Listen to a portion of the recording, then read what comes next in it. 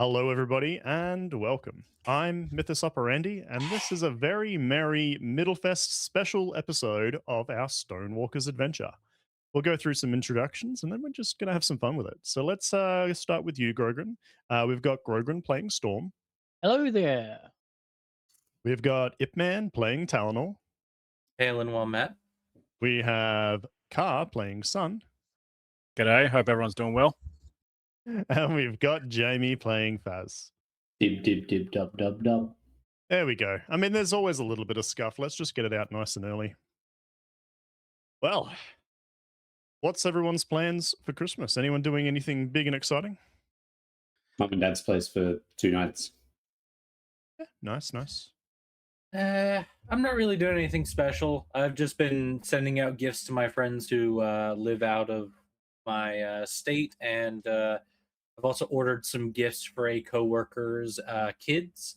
So, yeah, all in That's all, nice. it's gonna be nice. I'm gonna be working Christmas night anyway, so Yeah, fair. I used to work in hospitality, so I worked many a Christmas. Many I a did Christmas. hospitality, but I don't think I ever worked Christmas. I'm pretty sure I either quit every hospitality job I ever had before Christmas, or I just told them, like, I'm not working Christmas. I'll work New Year's, but not Christmas. Yeah. And they were I like, worked. Oh, we need I people." worked No, 2 Christmases as a culinary hospitality type person. Mm. It was not fun. Like almost full 16-hour shift or more, and just the worst kind of people come out during Christmas parties, especially if there's alcohol involved. Definitely. Yep. Yep. Oh, well, does anyone get particularly into the Christmas spirit? Like, is this your favorite time of year, or is it kind of just like a nothing sandwich? I always look forward to it. I It's love a nothing Christmas. sandwich for me. It's too commercialized nowadays. It's not commercialized enough. Nah, I always look forward to it because it just brings all that magic to me nephews and nieces. Yeah. I was going to say, I got kids, so Yep. getting to create Christmas magic for them that I got that when I was a kid is pretty good. Yeah, I guess when kids are involved, you've got to up the game. I mean, for us, We do like an elf on the shelf every single night where he gets up to something crazy around the house. yeah, I'd hide a nice. gremlin. It's somewhere around here in my room. I can't find it right now. But gremlin? no, my The my elf. grandmother up here in West Virginia, she lived in a trailer at the time, and whenever we had Christmas there, I remember asking a long time ago, how does Santa get in our house if there's no chimney tree? Or chimney, not chimney tree. And she was like, she pulled out this casted key, very ornate, has Santa Claus and everything on it. And she says, you hang this on the door outside, and it's a magic key to let Santa get into the house. I still have that key, and it's Aw. been like almost 20 plus years. That's cute. That's And nice. I hang it on my door every Christmas Eve, even, so To let Santa in. yeah, to let Santa in. I do love Christmas. I wake up at the crack of dawn, 6 in the morning. I Yeah, got we do the same. a regular t-shirt on, pajama pants, got my bathrobe on, hair's a mess from just waking up. Sit on the couch, turn the heat on, turn the TV on onto a fireplace, sit there with a cup of hot chocolate, and I wait for the adults, the people older than me, to wake up. And basically, I don't start opening presents until the adult has coffee and they have their camera and cell phone out to record, because Christmas is special to me. It's kind of the same thing that happens in our house. So like we'll put presents and everything out, and then we've got these big like Santa sacks where you can like where Santa would fill all the presents. And like the kids get one of those each. And then over the night when Santa comes, they go from being flat and laid out onto the ground to being all puffed up and full of presents. That's cool. Yeah. Yeah, I'll see if I can't find that key during our break. Yeah, I think like we haven't really done anything Christmassy yet. I've got a really small like aluminium Christmas tree that we just put on the coffee table, and then a paper cardboardy Christmas tree that the wife's mum sent over from the US. And we'll put them up when it's time, but we'll leave it for now. Alrighty, well, why don't we just jump into it? So I don't know if this is going to be correct timeline-wise for the adventure path, but there's a little bit of Middlefest magic going on. For those that don't know, Middlefest is the closest thing to Christmas in Roshar. It's a time opposite to that of the Weeping. It's a time when there aren't any high storms for a number of days, and people just tend to celebrate. It's reflecting over the year, a lot of eating, a lot of just merriment in general, and it's going to be a little bit set aside from our adventure path, but you find the four of yourselves getting swept up in the merriment of Middlefest, as much as your characters would. For the point of this, in the Colin War Camp, a lot of the merchant tents have been packed up and moved aside, and there's just a lot of festival area that's been set up. A lot of bonfires. You know, the last couple of weeks were spent collecting rock buds out in the wilderness to bring in enough firewood so everyone can set up a whole bunch of different bonfires. There's drinks, there's food, all at a reasonable cost or even put on by the Colin Princedom, and it's just a good and merry time. Now, why don't we have a quick check-in with all of our characters? What's everyone's kind of character feel? Is this something they'd be getting into? What's their kind of gist and feel for Middlefest? What has we doing? Son's getting excited. Like he's getting ready to see all the merriment happen.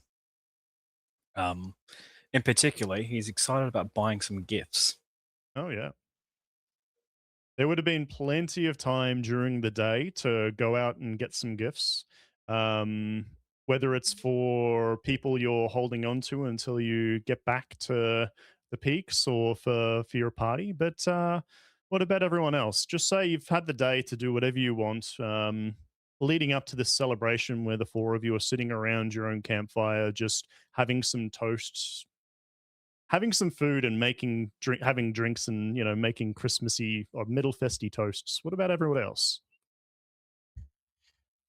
I would say Talanor, despite being somewhat of a serious and professional kind of character, is almost like a kid in a candy store during Middlefest. He is one of those inner child, hardcore holiday kind of guys. He is all dressed up for Middlefest, and he's just partaking in the celebration to the full extent. Non-alcoholic for drinks because gotta follow those codes of war, but he is enjoying it to the fullest. He loves holidays. Favorite time of the year. Okay. What about Storm? Is Storm getting into the merry vibes of Middlefest? Not particularly, but he would be cooking. Okay. Alrighty. Maybe you've put on a little bit of a feast for the party. Now, Jamie, you're looking like you're in so much of deep thought that I don't want to interrupt you. I'm reading over the character info journal that I've got, and I'm thinking about what Vaz would be doing. I imagine he would be he'd probably be near like a community soup kitchen or something. He'd probably be preparing food for the war camp, dishing it out to the less fortunate there. Okay. Probably somewhere around the medical tents. Yeah, so getting into a bit of community service. I would say that if you wanted anything particularly fancy, if you're cooking for yourself, there's easy means to go purchase it. And for those that obviously can't afford too much celebration, the Colin Princedom would have set up something similar, feasting tables for the families and for the soldiers of their princedom and of their war camp. So yeah, doing a bit of community service, you probably spend a good chunk of time there, and it's time for you guys to settle down. And what on earth are y'all wearing, Lever? We're wearing Christmassy things. It's I'm Middlefest, wearing don't you know? I'm wearing a 20-year-old smoke-stained hat. Excellent. Ah, And that hat's seen a lot of Christmases then. It has. My dad's had it since I was a wee little tyke. Oh. Well, suffice it to say, unless you wanted to do a little bit of gift sharing now, are we ready to jump into what I prepared, a little one-shot Christmas adventure for you? let's go. We Yeah, can leave the maybe. gifts for later. Yeah.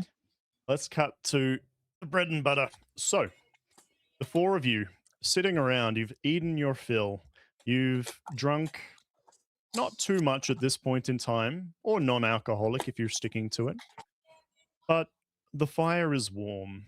The noise of laughter, of merriment, of people breaking into song all around you. You've managed to find yourself don't want to say isolated, but it is just the four of you around this one particular campfire. There are hundreds of them sprawled out around behind you. The light that is coming off these fires is almost lighting up the whole the whole chasm itself. And all of a sudden, during your merriment, a man in black, nondescript uniform approaches your fire, almost seeming to materialize from the crowd. One moment he isn't there. Then he is, standing just beyond the firelight, as though it has quietly made room for him. His clothes bear no rank or mark worth remembering, plain enough that your eyes slide past them even as they take him in. He steps closer. The fire does not flare or shrink, it simply accepts him. The man smiles easily, glances at each one of you in turn, and clears his throat. Ah, good faces. You wouldn't believe how often I perform for people who just stare straight through me. Terrible for the ego, worse for the encore. Now then, Middlefest, a holiday where Alethi pretend the world isn't terrible, soldiers pretend they aren't exhausted, and Ardents pretend they don't enjoy wine. It's a celebration of warmth, togetherness, and the bold traditions of eating far too much and blaming it on custom. But, Middlefest, it's not a quiet night. No, it's loud, so loud, emotionally I mean. So many emotions jostling for your attention. Yes, your attention. Joy, nostalgia, regret, all shouting at once like the lions haggling over the last bolt of silk. And when emotions get loud, something listens. Oh, don't look so worried. Most of the time, it's harmless as chuldung. You feel cheerful, so you sing. You cry over memories that absolutely did not deserve that much crying. So, you might want a story to end the night. Sometimes, though, the story decides it wants you instead. Which is fortunate for me, because I am dreadfully bored. So sit, warm your hands, enjoy the fire, and if you happen to notice the flames leaning closer, or the shadows paying far too much attention, please remain calm. That just means that the story has begun, and you're doing wonderfully so far. And he pauses and he just smiles at the four of you. Eleanor just kind of leans over to Sun and just whispers, "Airsick lowlander." You're right, cousin. Very, Faz very is sick. sorry, go on. Very, very sick. And it's like eyes just like a little wide going, what? Faz is sitting next to Sun and he's just like, oh, absolutely entranced with like a, yes, I like this.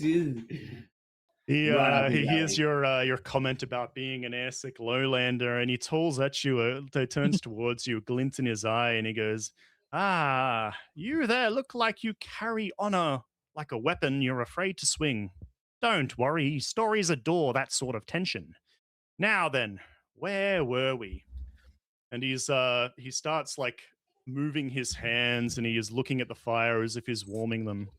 And all of a sudden, throughout that movement, the The fire pops, not loudly, just once, sharp, enough to draw your attention. The laughter around you and around the camp doesn't stop, but it grows distant, as though it's coming from the other side of a thick wall. Voices blur together, words losing their edges. The firelight brightens, not higher, but closer. Shadows stretch across the ground, longer than they should be, leaning inward towards the flame. For a moment, you have a strange impression that the fire is watching you, curious, eager, like an audience waiting for a performance to begin. The smell of smoke changes. It no longer smells like wood. It smells like baked bread, spiced wine, stone warmed by the sun after a long winter. Memories you didn't realize you were carrying. The sounds of the war camp fade completely. There is no shout, no alarm, no sudden fear. Snow crunches softly beneath your feet, and just the quiet certainty that when you blink, you are no longer where you were. Warm lantern light spills across the smooth stone streets, strung with ribbons and glowing spheres. Music drifts in the air, familiar, comforting, almost right. People pass by, laughing, their breaths fogging in the cold, faces flushed with cheer. Somewhere nearby, a bell rings, and behind you, the fire still burns, steadily, welcoming, casting light that feels far too warm for the chill air. You have arrived. Welcome to Middlefest. Can everyone for me roll a perception check? Boy, first Sounds rolls weak. of the session. Yes. Terrible. Come on. I raise you terrible and give you a okay. You know what? Look, I Not bad. fairly average around the whole lot. I mean, Hold on, I still need to roll. Founder's Oh. being a little slow for me right I now. saw your heavy weaponry and I saw a 21. I'm like, that's a pretty damn good roll. That's a good perception. There we go. Yeah, we Huzzah! go. There we go. So, Yay, lowest of the bunch. looking around you, the war camp is gone. I'm not sure if any of you, other than actually, no, everyone's been to the Horneater Peaks except for maybe Faz, but snow is not something that is commonly found, especially out in the Shattered Plains. The buildings around you are all very sturdy, very well made, very comforting. The smell of bread, spiced wine just lingers in the air. And everyone around you that's walking past you or in opposite direction, gentle, warm smiles as they look past you. They wave and then continue on their merry, merry way. And with a 19, actually, with Sun, you got the highest perception there. You catch sight of a man. He's holding a long stick in the air. I'm not sure if you've seen one before, but it's carrying a lantern on a stick. Looks as if he can use that to. You'll notice that a lot of the street lights here, they're not just gem-infused street lights, but they've also got a lot of Wiccan oil lights as well, which isn't too common around the Shattered Plains. But the man approaches you as he catches your eye and strolls towards you through the lantern-lit street, boots crunching softly on the snow. He raises his lantern pole in greeting, the flame at its tip flaring warmly as he smiles. "Ah, travelers," he says brightly. "You've arrived just in time. The feast is nearly ready, and Middlefest waits for no one who stands in the cold." And he looks at you warmly, big smile on his face. Sun's a bit questionable, like, where are we? Where are we? Well, we're here to celebrate Middlefest. Where else would you be? This one gets that. Where are we? Why, in the street, and he points around himself, walking through buildings. Why, the feast is just over there. You've surely come for the feast. You will stay and come and join us, won't you? I'm starting to look over the group. It's like, we've already eaten. Ah, well, there's always room for more. And make for me a discipline check. In fact, everyone make for me a discipline check real quick. Basil has like a handful of snow at the moment. Are we kind of like inquisitively looking through it, like, what the hell? I haven't seen this since I was a child. Well, son, you as you're saying that you've eaten, you get the feeling, and so does just wait for this to come in. So does Dr. Fazir. You're not full. In fact, now that you all are all thinking about it, especially even you, Talanor, rolling a 23 in your discipline, you're not hungry, but you're not full. Like you could eat, and this is the time of celebration. This is Middlefest after all. You know, a feast doesn't sound too bad. And the man looks at you and he goes, regardless, I'm being rude. I'm Tavren. He holds out his hand for someone to shake and he goes, I'm the lantern lighter for this district. Keeps the shadows honest, I like to say. You look tired. Everyone does this time of year. And he'll hold out his hand in greeting for one of you. Basil immediately like reach out to grab him and just like sort of thrust the snow straight at him, and it just goes all over his chest. It like all pushes down his sun leg. out of the way. Like, Yeah, all over his shoes. Like vigorously shakes his hands like, well, I feel like I haven't eaten in a while, so perhaps we should go eat. Everybody, and gestures to everyone else. For some reason, I am quite hungry. I don't know how to explain it. Then let's fill the belly. More food. Let's go. There's always more room for Middlefest joy, and he like shakes a bit of snow off him and he laughs and chuckles to himself. And you noticed when you shook his hand, his skin's actually quite warm, and the lantern that's above him is giving off a fair bit of heat. And he goes, come warm yourselves, eat, remember good things. And he pauses just ever so slightly. That is why we're here after all. And would you all like to follow him as he starts walking off towards a what looks to be the center of this town? There's a lot of light and commotion and noise coming from that direction. Yeah, Absolutely. Eleanor follows happily. He's excited. More Middlefest. Is there anything weird about the snow since I was having a look at it? It looks like snow. In fact, it actually, you know what? Like, you guys, at any point, you can roll insights. You can roll perception checks. Give me a perception or a deduction for the snow that you were looking at. And feel free to jump in for rolls. You're looking at the snow, and it is deep just breath in to try and gauge how heavy the air is. yeah. Give for me once again. I mean, I'll even accept a survival roll, perception, deduction. Give me a roll as you're taking in a deep breath. So,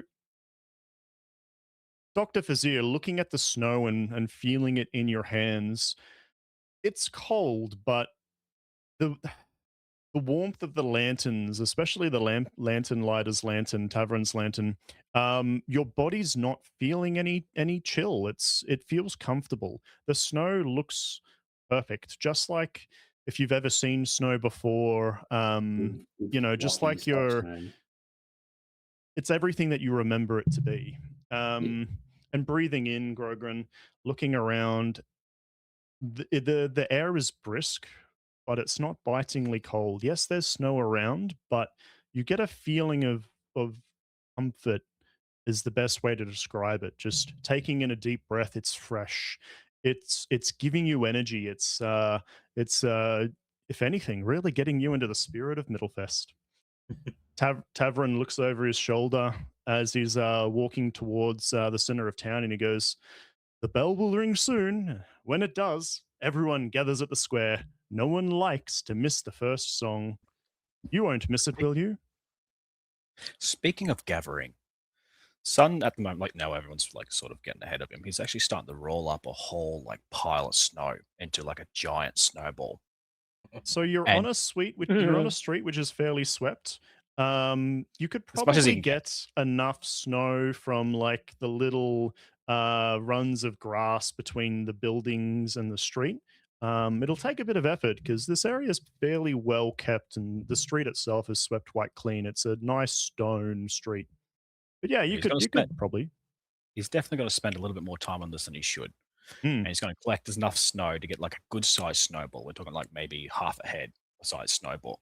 Yeah, it'd have to be swept into the gutters, right? Like there'd be piles of dirty street snow.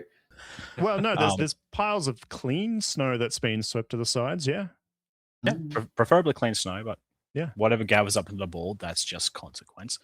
And he's going to take aim at his cousin. Okay, roll for me. I guess a light weaponry, unless you made this big enough, you think it counts as a heavy weaponry check. I do have expertise on improvised weapons. Excellent. In that case, I'm going to say with your expertise, you'll have advantage and just use whichever weapon skill you want to use. I'll make it athletics. This thing's going to hit him so hard in the back of the head, it'll give him a concussion. He falls, hits his head on the gutter and dies. I'm going to wake up in a different Christmas story. You'll be at a different Christmas story. Oh, so does that hit your physical defense? It does not.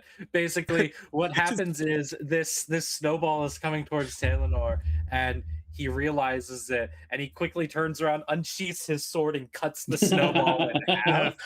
Son's just like starts applauding. He's like, "Well done, cousin! Well done!" You almost got me there, and he'll sheath his sword. Yeah. I will say that's probably the biggest snowball you've ever made, and so it was probably a bit more unwieldy than you thought because you made it so freaking big, and so when you cut it, yeah, it sprays this magical snow that just glistens in the stormlight and the firelight around you as it then sprinkles down against the walls of the building and onto the floor. In this town, as we're walking through, I like there's snow everywhere. But is there like lanterns or anything lit up? Are they imbued with? Oh, because they'd be gemstones. Do they come in other colors? Like is this full blown? This is a combination, actually. So you do see probably every third lamp has got multiple colored gemstones in it. So it's not just the regular diamond marks that you normally see, because diamond being the lowest denomination, you'll have emerald and ruby gemstones all infused with stormlight. You'll have a whole array sapphire colored ones, so they're very colorful lanterns. But there is a probably 2 and 3 are actual proper oil and wick lanterns that are also hung out that give off a warmth and light through them. So there's a bit of color mixed within the warmth. Like chulls and buildings, are they all decorated? No chulls that you can see. The buildings are decorated. You see wreaths on walls. You see banners hanging off from lantern poles and from windows. You see all sorts of decorations that are just hung off on buildings. Not too much, but tastefully. But yeah, it's it looks like just a very perfect, quaint little town. This is a perfect little quaint town. And you get that feeling, yeah. Also, these are exact replicas of spheres lit up beautifully. Yeah, so to be very similar to that, a lot more color though, because Stormlight just, especially in like the frosty air, it seems to catch and glisten beautifully. I would turn my light off to make the light show up better, but I don't want to ruin the recording. No, you're fine. You're fine. So, as you are looking at these lanterns, you notice that they dim just a little bit. Not enough to be alarming, but enough to be noticed. The music you can hear in the distance softens, instruments trailing off one by one until only a single distant noise remains. Conversations fade naturally, as though everyone agreed, without speaking, to stop at the same time. Then the bell rings. It is not loud. It is perfectly clear. The sound rolls through the square like a warm water, sinking into stone, wood, and bone alike. It is beautiful. It reminds you of home, of a night when things were simpler than they are now. Around you, people smile. Some close their eyes. A few wipe away tears they don't seem surprised to find on their cheeks. No one covers their ears. No one flinches. The bell rang only once and then stopped. As the sound fades, you realize something odd. The bell had no visible source, no tower that you can see, no rope in sight, no vibration in the air. It simply was. You now are within sight of the center of town. Tavern already being lost in the crowd. You see before you long tables suddenly that just fill the square, appearing as if they were always meant to be there. Food steams in the cold air, roasted meats, fresh bread, glazed roots, spiced fruits, cups of wine and cider glowing faintly in lantern light. The smell alone is intoxicating. People take seats easily, naturally. Space always seems to be found for one more.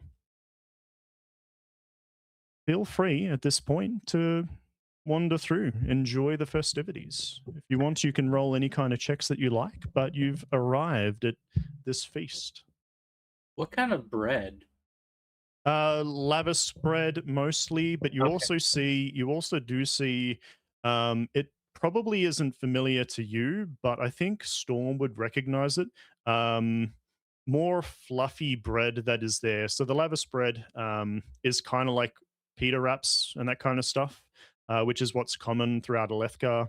But you also see steaming loaves of what looks to be quite fluffy bread. And I don't know if the rest of you would have ever seen it before, but it is something that I think the Shin are known to make. Bread loaves like we know them. Storm will try and resist grabbing a loaf of that fluffy bread that's steaming. Oh, there are seats at tables. You can sit down. You can enjoy the festivities. Does the meats available look normal, or do they look different? Are they exotic? Are they just prepared differently and presented differently?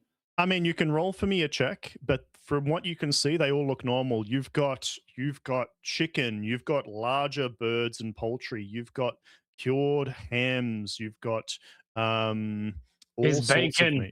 meat. There is yeah, there'd be bacon wrapped chickens, like just decadent, lovely.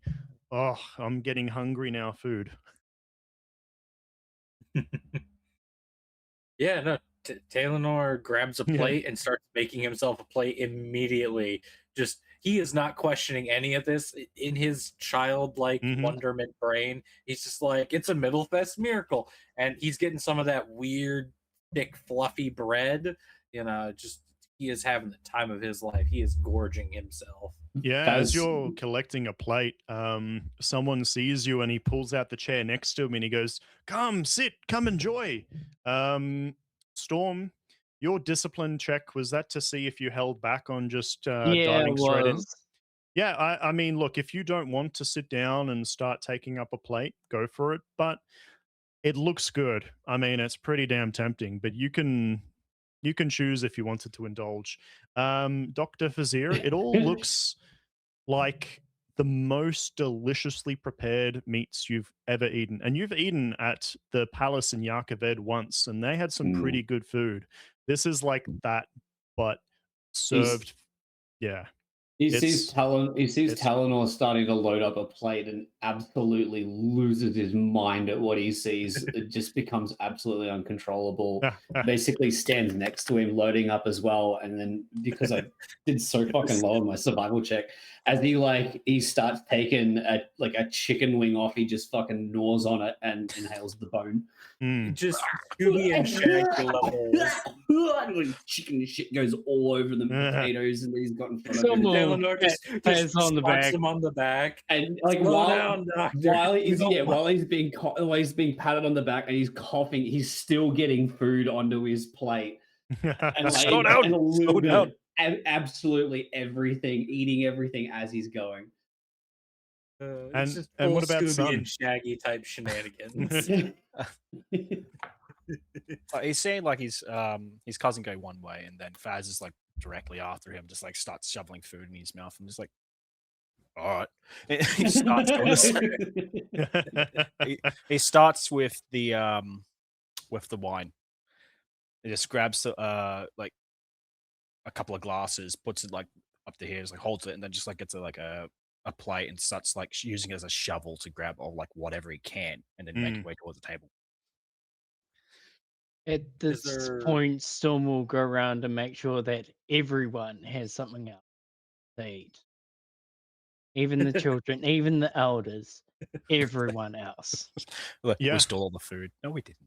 No, There's plenty. there's plenty of food for everyone. Like, I think this is enough food to feed all the people that you can see for days on end.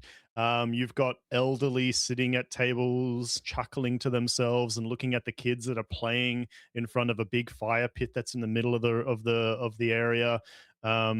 It's just, everyone's drinking, everyone's eating. People are passing by plates, and everyone's just having a good old go. The image you keep This putting in my is- head about this feast is very Pan's Labyrinth. Very Pan's Labyrinth. Like, we shouldn't be taking any of the food. Don't eat it. Don't eat faith This food. is- Don't eat faith food. This is more of a question that I'm asking, not for Talanor, but for Sun. Is there Horn Eater white eggnog Oh yes, for Sun? it'll be the first thing he grabs. Let me check. Are you Let me looking up check. what eggnog is made of? No. I was wrong. You do find what looks like an eggnog beverage. Some of them do have like different spiced liqueurs in it. You don't find anything that is strong enough. Even asking around, a couple people will joke and go, "Oh, that doesn't come out till later, once the kids go to bed." But you can't find any Horneater white eggnog right now. But you do find some good ones that have a little bit of spice to it. That never made sense. Wait till the kids go to bed. Let the kids see our consequences of our actions. I thought you were going to say, "Let the kids have some too." They can have some food. They can't have my grog. that would kill a small child. The son's Yeah. wife would kill him.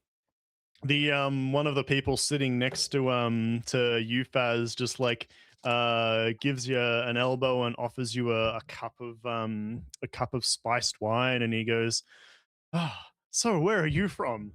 Oh, and he looks like he's a little bit flushed in the face. Looks like he might have had a few glasses of wine himself, and he's just chomping away at some bread with some very fruity colored paste on it, which I'm not We sure if take- you've ever seen before. No, he takes the drinks. Oh, well met. Thank you very much. And it's kind of does like a cheers, drinks up, and so says, "I've been all around Yakaved, and all the way back down south, and where am I? Where are we?" He poses the question over the Talanor next to him. Someone will call across the table, "Why, you're at the Feast of Middlefest!" And he like cheers, and then like little pod around you all put their glasses up and cheers and have a swig. So as everyone does a cheer, pretty low. As everyone does a cheer, my attention's immediately ripped back to the party, and I'm like, "Yeah!" and just straight back into it. Oh, Yeah. Talanor. The lady that's sitting next to you, Storm, puts her arm around your shoulders and goes, "So what do you miss most this year, young man?" Storm will blink and offer some of the white fluffy bread, lightly buttered, with a few slices of meat on it for Mm. the lady.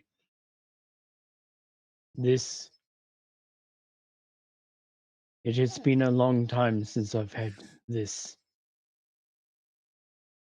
She warmly smiles at you, face just splitting with a grin, and she goes, we get them special just for Middlefest. And then she'll reach over and she cuts herself a slice of bread and then grabs the jam and starts spreading it on and enjoys a bit of bread with you. You hear another person come by and he sits down next to you there, Kaar and Talanor, and he goes, so what are you two thankful for tonight? I I'm thankful. assume- I'm thankful for assume- my cousin's health. Yeah, I was about to say, I assume Talanor and Sun both look at each other and in like unison, they both say family. Yeah, pretty well. It's like family. Family. Family is very important. I am thankful for all of my loved ones. And then he looks over, and you can see like almost a tear come down his face as he looks towards the fire, and he looks at two children that are playing tag with a group of other kids. Family is important. And he looks like there's just a couple of tears that starts trickling down his cheek. You're sitting there, you're enjoying the merriment. Anything else you want to do? You're now eating. You can have eaten as much as you like, drunk as much as you like. The son's going to pat that bloke on the back. Go, you're a very good man.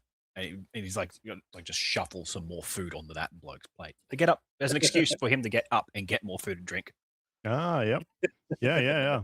He'll take the cue. He starts munching away. And did you say so? Sun is getting up? Yep. To get more food and drink. Yeah. What is Sun going to go do? As this man just starts chomping away. Sun gets up, goes back to the table, seeing what's still left of that food, what hasn't been basically ransacked. He's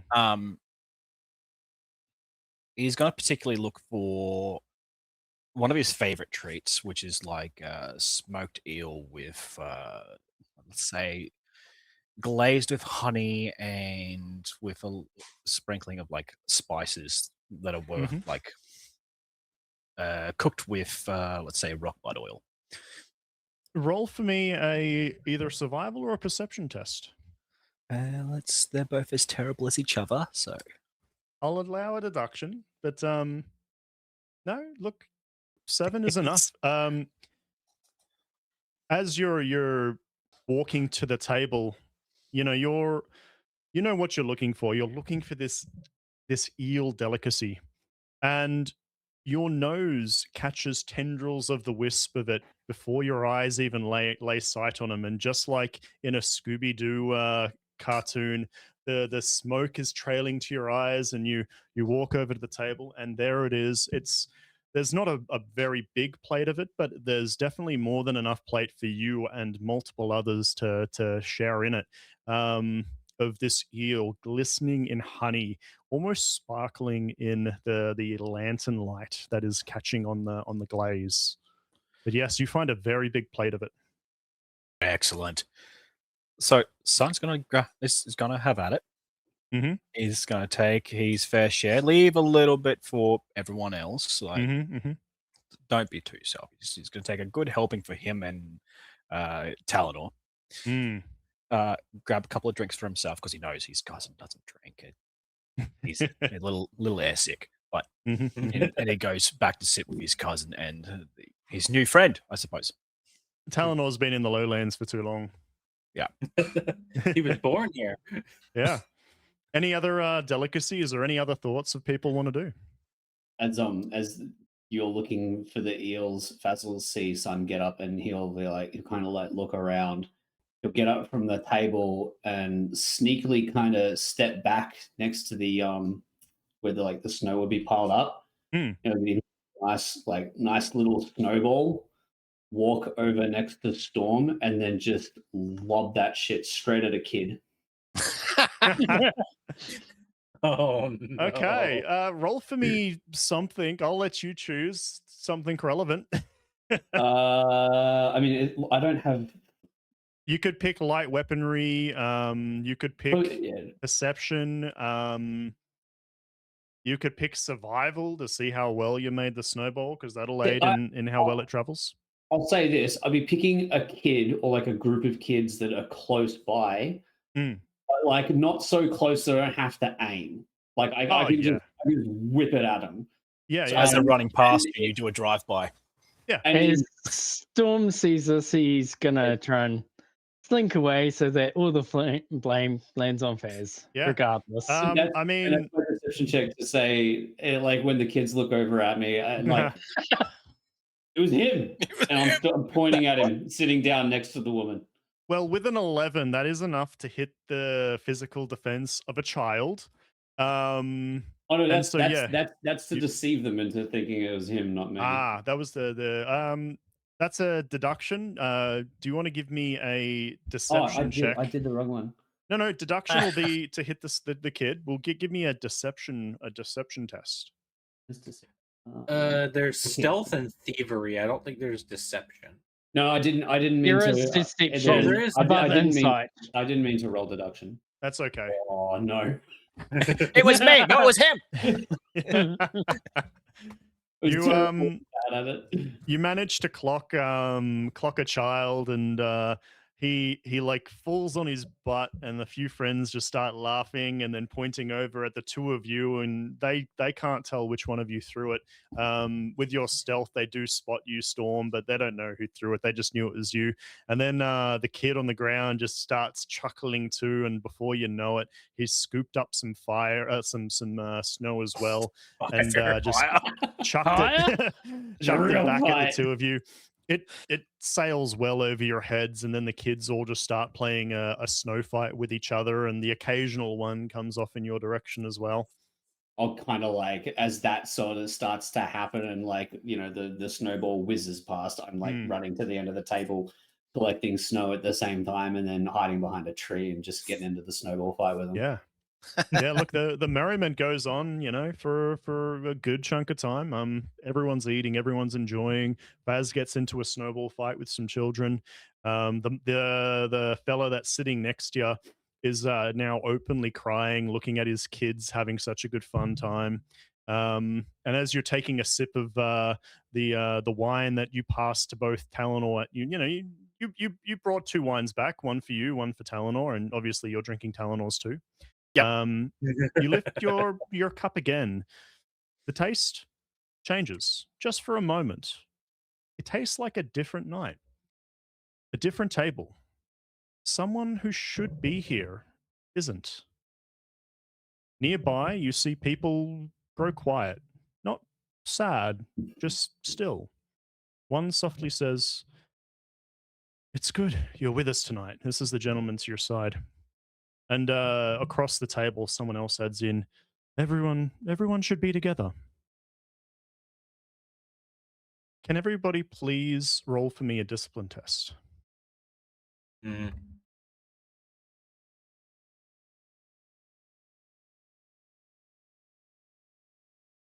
And I'll get you to announce your numbers, because I found re-listening to our videos that it's handy when people know what we're rolling. But let me know what you get. 22. 16. I got a 14. 21. Not bad. I mean, son,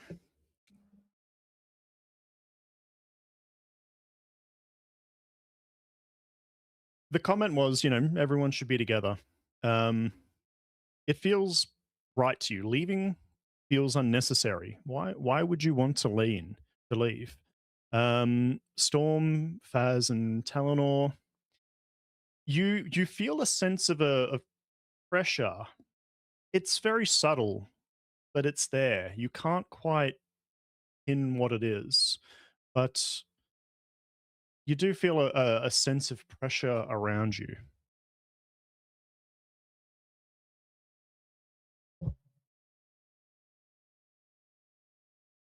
Yes. The merriment kind of picks back up slowly. People keep eating and then breaks into the same noise as earlier.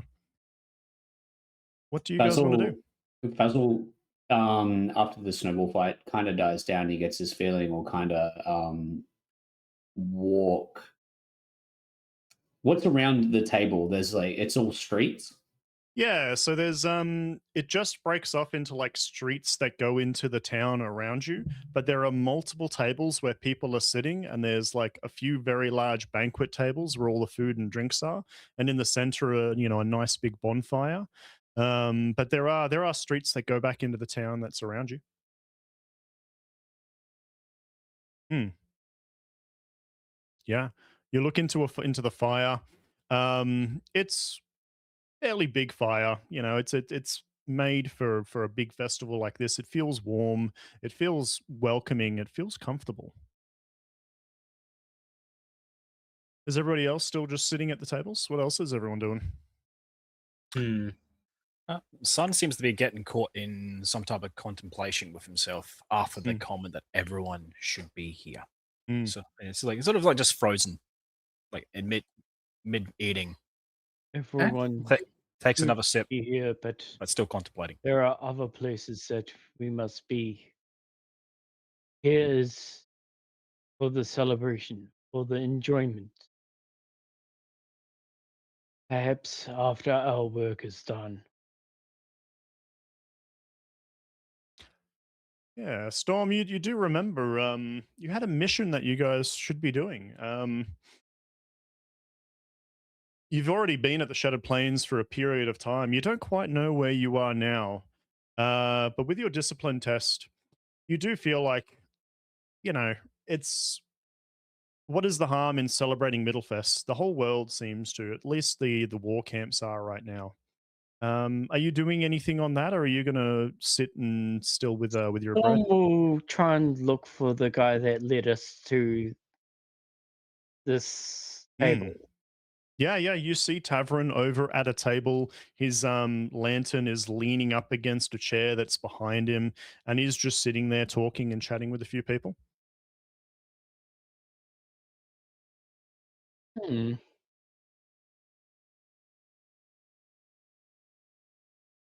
This seems almost too good. What? Like, No, not at all. Talanor is actually, once he gets that kind of pressure and they mention that, everyone should be here or something like that, he's going to look around for Kalani. Make for me a perception test. Did you mention it to anyone that you're looking for Kalani? No, he's just looking around after getting that weird feeling. With an 11, you look around. You can't see anyone that even resembles a Parshendi. No Parshmen. Yeah, you've got people from all strains of the world. You've got Alethi here. You can see some Thalians as well. You even see a couple of Shin people, a couple of people from Iriali. Some other Horn Eaters are here as well. Just a good group of just a good mixture of different Rosharan races. are there Cultures. any spring? Spren, you don't. I mean, you can see some flame spren that lick and dance with the. Actually, roll for me a perception test. God, rolls are crap tonight. Yes. Ah, be right. Thank God that we're getting them out of the way. Bad rolls make story. Indeed. Looking around, you don't see any spren. This Hmm. very odd. Is Very odd. is Tavern still around? Yeah. Tavern's over at a table. He's sitting and eating and chatting with some people around him. Does the bonfire feel the same way the lamp did? The lamp felt warm, comforting. The fire feels warm, comforting. You do get similar sense. You know, it feels very warm. It feels very comforting to be around the fire. In a strange way, like when you were describing the snow before, you said it almost didn't feel cold because the lamp was so inviting. His hands when he shook your hands felt his skin wasn't cold. When you were feeling the snow, sorry, I thought it the was snow was cold, but you didn't feel the chill. It felt, just the town, the feeling of comfort was there. Yeah. The air is cold, but it's not chilling. The fire is big. It's warm. It's comforting. But yeah, roll for me a relevant test. I would accept a deduction, a discipline, a perception, if you're looking into this file. Yeah, with This a feels nice. 7, as explained, it feels warm. It feels comforting. Storm will explain to Sun that he sees no spring, no joy spring, even though this is meant to be a joyous occasion. That This is wrong. But his son sort of gets like disturbed by this fact, like they should be spread around, and the fact that he hasn't noticed is very disturbing. Like, Oh, there's wait. like a Is sun spread around? What's spread? Yeah. Oh, fuck. son doesn't have a spread. Yeah. As Faz looks into the fire, he starts to his awareness starts to lapse, and he kind of starts ruminating on the past, and he has some rather dark thoughts arise. What happens to them as they arise in his head? You start thinking of a rather dark memory. One. What are you trying to recall? What are you thinking about? He'd probably be thinking about the trauma of the stone room. So your mind starts to recall it, and sadness touches the edge of your consciousness. But then you realize you're at Middlefest. You're with people that you are happy to be with. You know, these other three people, there's joy in being around loved ones at a time like this. This is Middlefest. It's time to relax, to let go, to eat too much, to drink too much. And does Faz notice anything about the thoughts kind of just disappearing? No, with an insight of 5, I would Yeah, say that it feels he very doesn't notice comfortable at to all. him. Yeah, You start to just- think about it, but then all of a sudden, this fire is really nice. Yeah. Yeah. So, yeah.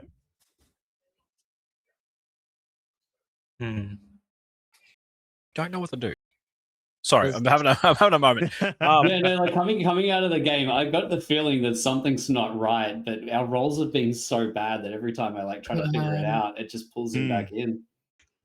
Someone comes up next to you, Dr. Fazir, as you're at the fire, and he puts his hands out and rubs them together, and he looks at his hands, and he probably looks at yours because you're enjoying the flame right now and the feeling of comfort from Middlefest, and he goes, you have the hands, the patience, the care, I can see it. And then he gestures towards the feast, and he goes, here, no one bleeds. No one dies unattended. No choices between who lives and who doesn't. He smiles warmly at you and he goes, isn't that what you always wanted in the end?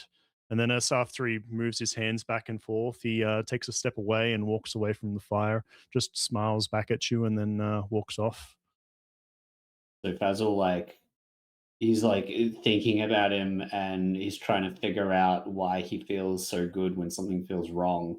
And as he looks back at the tables, and sees the food on the tables again, how does Faz feel?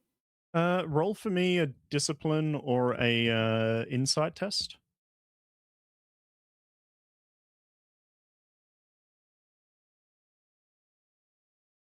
Okay, with a discipline of 21, I mean, you look around and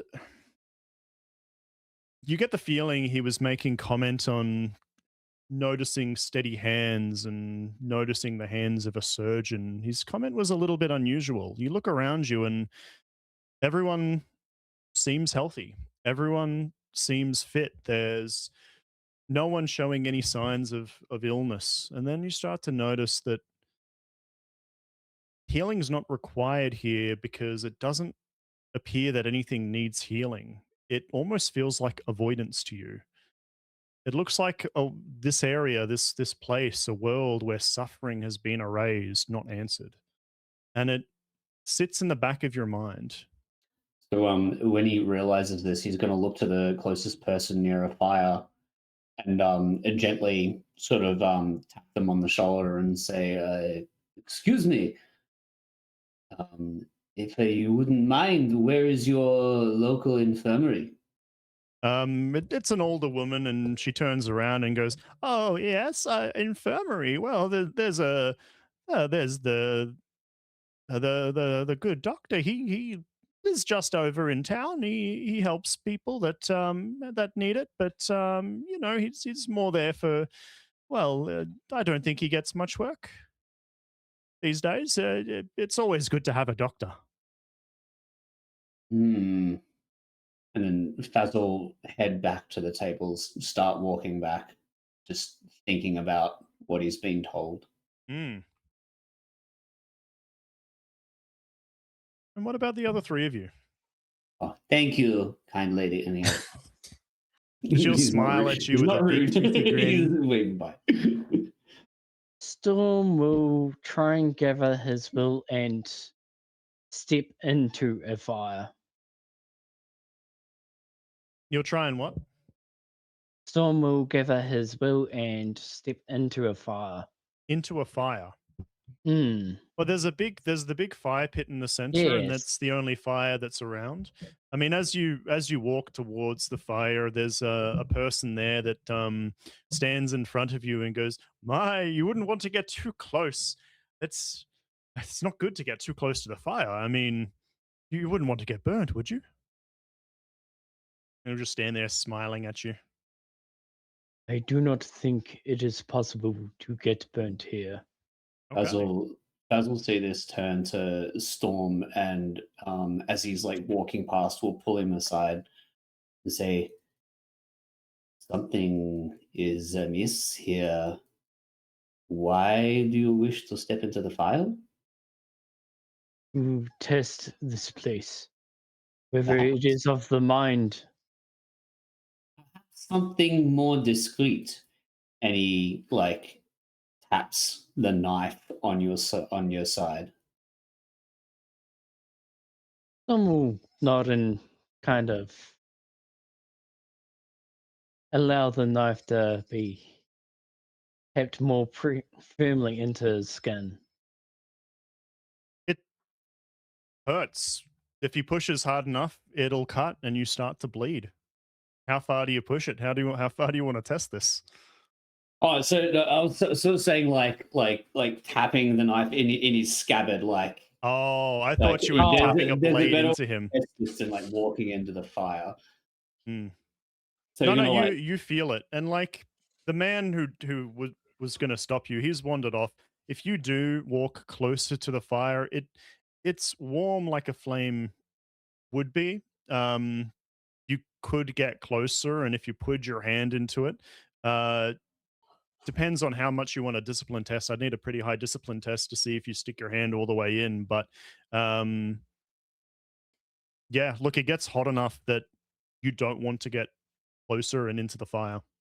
Son, what are you doing? I noticed that you rolled a natural 20 on a discipline test. Son was with his lost thought of contemplation. He just Yep. there's this one desire looking upon the children playing, looking at these families eating food and in such well merriment. He has this wish, this feeling that he wishes his wife and his two daughters were here to enjoy this with him. So he's just sort of like he's holding it all together and he's just thankful he now can enjoy and experience this happy moment with his cousin. Yep. The man sitting next to you, he follows your gaze. You look at these children playing near the fire, unattended, unafraid, and you hear him say, "They don't need guarding tonight. Nothing takes what is loved here." And he looks at you and meets your gaze. "Isn't it nice to be able to rest?" And then he smiles and then he turns back and starts eating. It is nice to rest, but it is also very nice to know that for your daughters or your sons to know that they would be safe over your guidance, over your protection. It's no trouble or chore. We love to look at our children and watch them grow and guard them with. Oh yes, yes, and everyone is safe here. It's a Middlefest. It's a good night to relax, enjoy yourself, knowing that they're going to be safe. We'll carry over your discipline test. You get the feeling that, yeah, safety exists here, but you get the thought that it's potentially because looking around, nothing seems to change. There isn't anything to need to keep at bay. There's nothing that is needed to fight. Everything is safe here because it is just safe. That's what it is. So, As a one- like, sorry, I'm going. okay, so I just got one more thing. And then we'll go Hmm. to Matt's. He's going to put a hand on the man's shoulder and goes, "Your tears, were they of happy thoughts of your children? What was your year like?" He'll respond and go, they're of joy. It is good to see them happy. And he just smiles at you. That's all I've got for now. He's like, to their health, to their happiness. And he goes back to drinking. So that they'll always be happy. And his smile, the grin is like almost to the eyes. It's a face splitting smile. And a tear runs down his cheek again. Talanor, we haven't really heard from you for a bit. What is going through Talanor?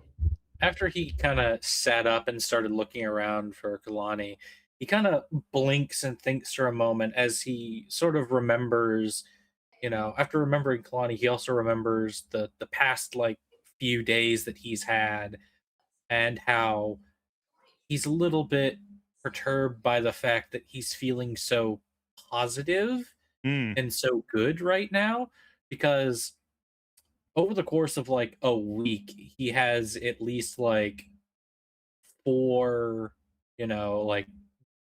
four dead people to an extent, like blood on his hands for the first time, and he just kind of blinks and looks around, and then he looks down at his hands to see if they are clean, and just kind of glances over at his sword to make sure it's clean, because every now and then he before he swears the orange blood and the red blood was staining both his hands and his sword. And Just is he kinda still blinked. sitting at the table, or has he walked off now? No, he was standing from the table as he was Hmm. looking around for Kalani, and that Yeah. kind of triggered the memory of, I have not had a good week thus far. Why am I so positive right now? Yeah, so standing there and contemplating, it's odd. No one stands next to you, but you feel a presence next to you and hear a voice. Here, and all of a sudden a goblet of orange wine appears in front of you. You never fail. No wrong choices haunt you here. You are already enough. And the wine is just hovering there in front of you. Kind of blinks and looks over at the hovering cup. Mm. Is anybody holding it, or is it just hovering there in It's just place? hovering there. Does he recognize the voice at all? No, not at all. Does Storm see this hovering cup? Look over at him. Hmm.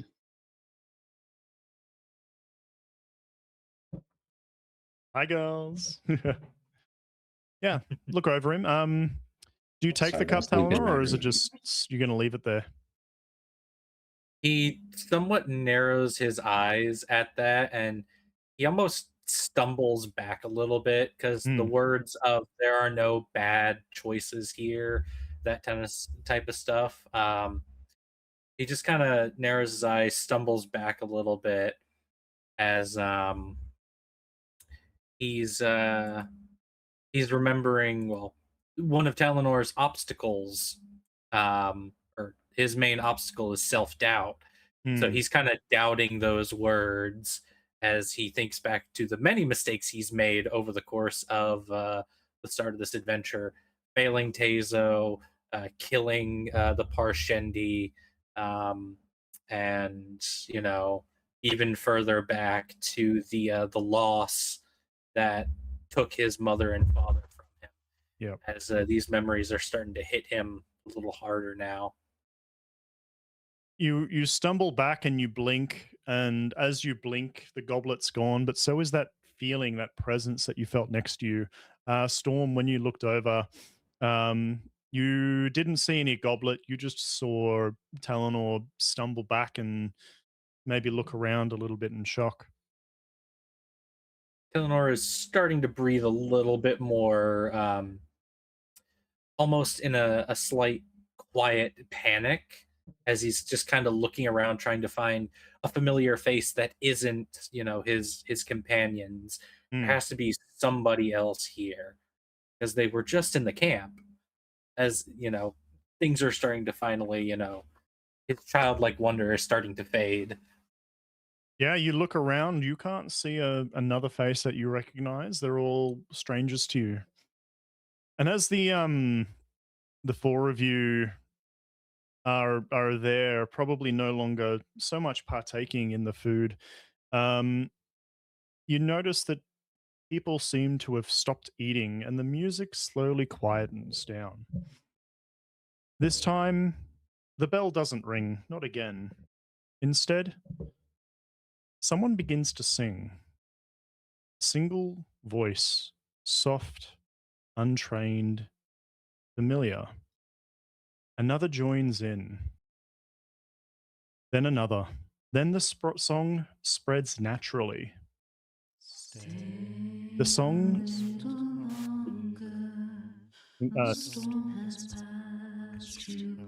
Oh, What you do. Lost him, Michael.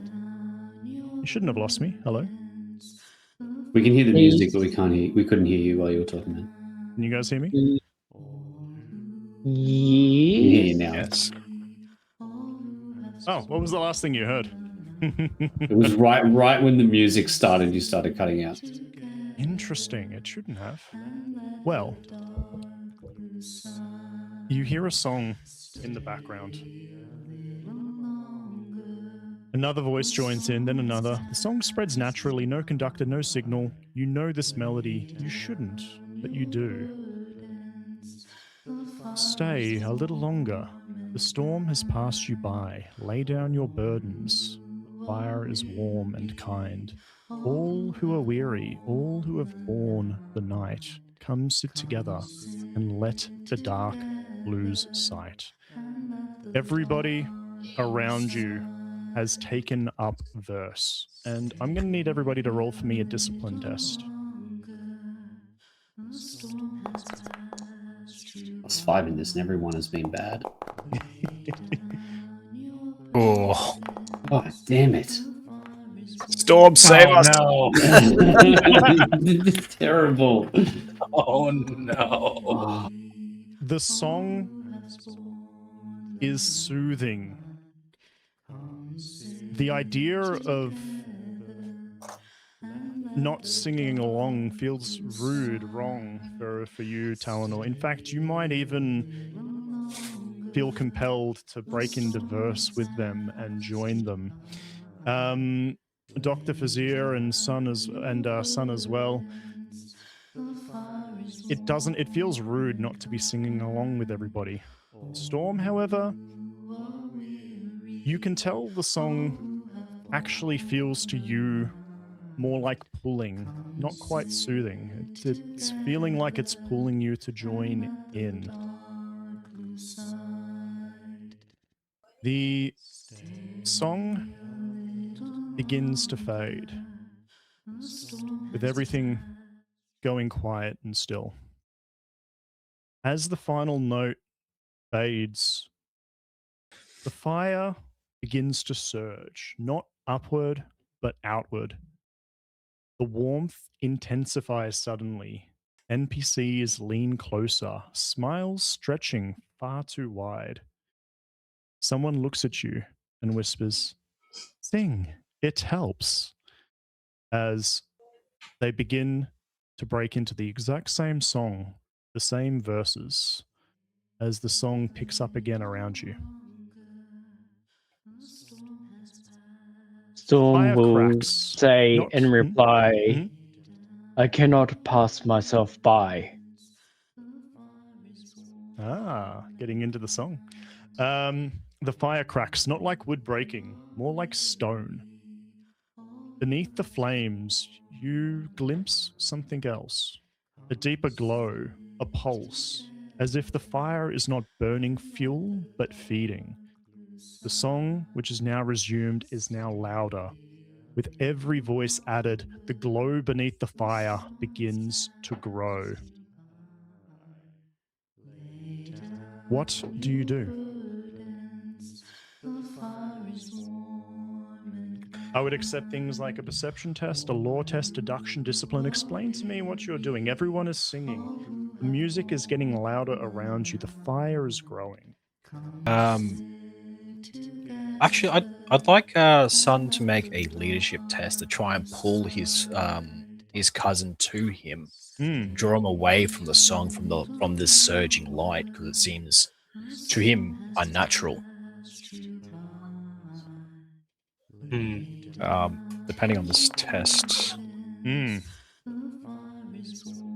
Now, Talanor, maybe you've joined in at the song by that point. Yeah.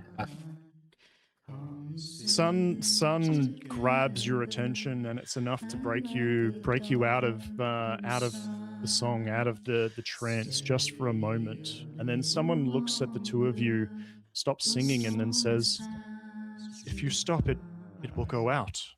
And then winter comes back, and then he looks back towards the fire and begins singing once again. Could Talanor potentially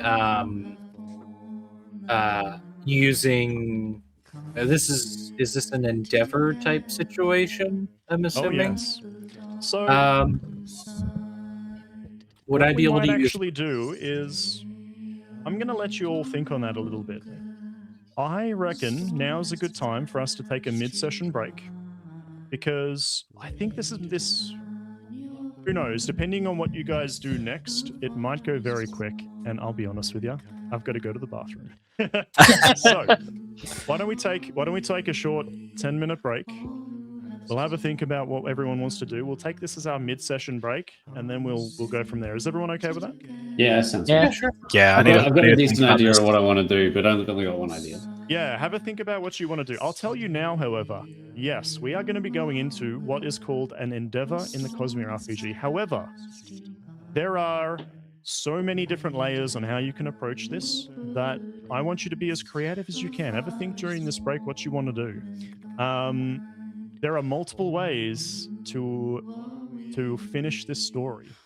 So have a think about it. And when we get back, we'll see what everyone wants to do. Hello, stream. We're back, and Kaladin temporarily was coming to visit as I was trying to go back live. We were talking about board games during the break. We might have to do a board game stream one time where we I mean, if we can get Monster Kingdom Death or whatever it's called working on Tabletop Simulator. I've got it. Okay.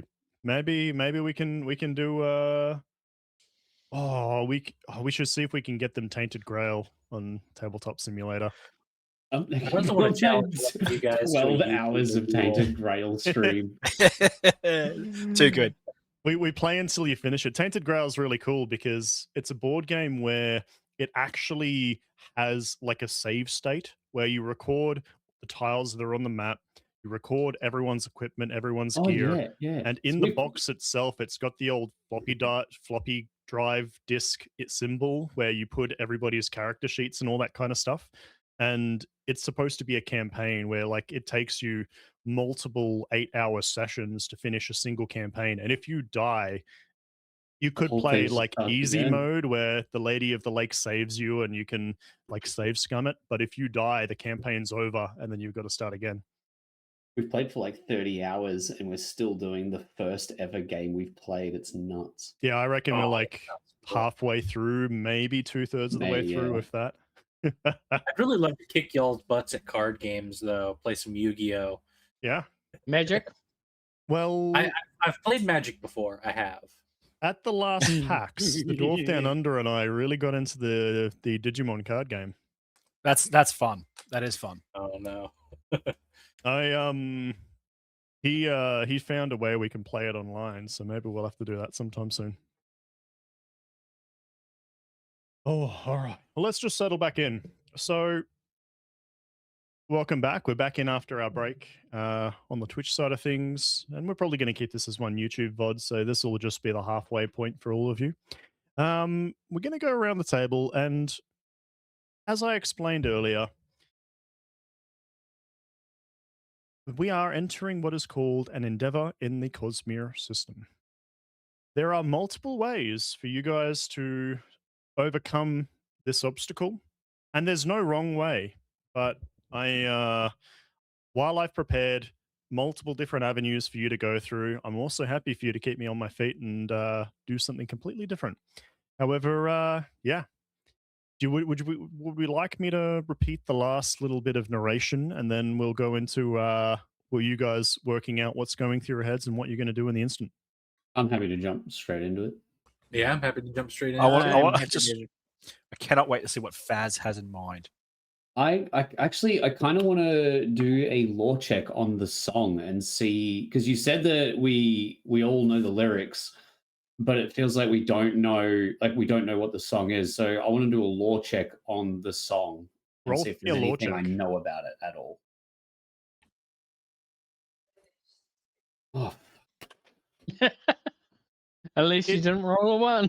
Every roll. It feels like a memory to you. It feels like with a 7 there. You don't remember, or you don't know where you remember it from, but it's just the lyrics seem to come to you as if you've heard it before. It's somewhere tucked in your memory. Okay, why don't we go around in circles? So we just had Faz doing a little bit of a look. What about you, Kaar? What are you doing?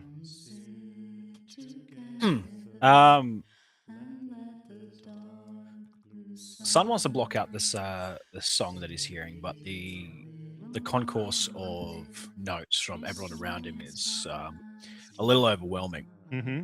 So he's gonna do a. I'd like to make it a leadership, or perhaps a persuasion, and he's gonna sing his own song. Now, I don't have any lyrics to the song, but basically he's just going to start singing one of his, in the Unkalaki language, one of the songs he would sing back during times of celebration. I like it. Yeah, so what would you prefer? Would you prefer him to make persuasion or leadership? What's he trying to do specifically? Like get us drown out the noise with his own voice. So what we'll say is we roll discipline checks at basically the transitioning point where this endeavor had started. Mm-hmm. I will say rather than... I'd be happy with either a lore test, a discipline test, but I really like the idea of you creating your own song. With your last discipline, you're almost kind of compelled to sing these 2 verses. Whether or not you want to try and incorporate a third verse in there, or like just change the song, sing your own song, you are somewhat compelled with the song that is being sung. At least for this moment, we'll have a refresh on discipline checks at a later point. But yeah, give me a leadership test or a lore test, and we'll get you singing another verse, or singing your own verse, your own song in the midst of this. No. All right. So we'll resolve that shortly. We're going to go around now, going in clockwise order. We're up to you, Grogrin. What is Storm doing? Storm knows that this is wrong, that there cannot be life without death and rot and decay and sadness and everything that makes up life as a total thing. And so he will at least attempt to break his companions out of this trance Okay. using leadership. Roll for me a leadership test.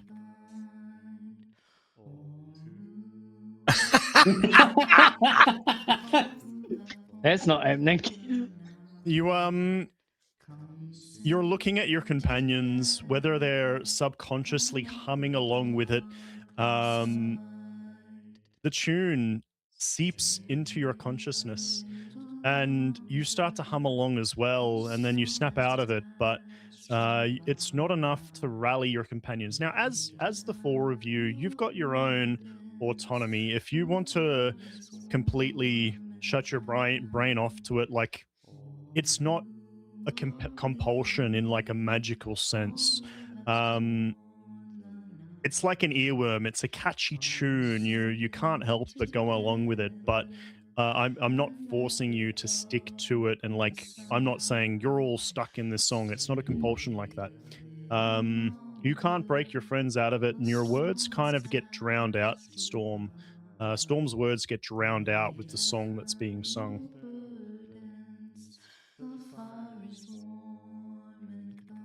Okay, Ipman, what's Talanor doing? So I can't use Flame Stance to gain advantage for this because it's not a one-on-one type situation. How do actions work in endeavors? Do I only get one action to choose one skill, or am I able so to... we'll give you one declaration of what you're wanting to do, and depending on how complex it is, usually it's only enough that you can achieve in like an action, like a round. It depends on what you're thinking of doing. Because essentially what I wanted to do before I realized I couldn't use Flame Stance was I wanted to use lore to gain advantage on a discipline check by having Talanor remember all the negative and traumatic aspects of his life and past to try and steel himself against the unsettlingly positive aspect of this situation. Okay, I'm happy to accept that, but if you're going to roll a lore which might give you advantage, on a failure on the lore check, it'll give you disadvantage on your roll. Okay, that's fair. All right. So let's see if Talanor... That, my friend, with an 8 would be a failure. You'll have disadvantage on your discipline test. Talanor is struggling to remember the past with all this positivity going on around him. Okay.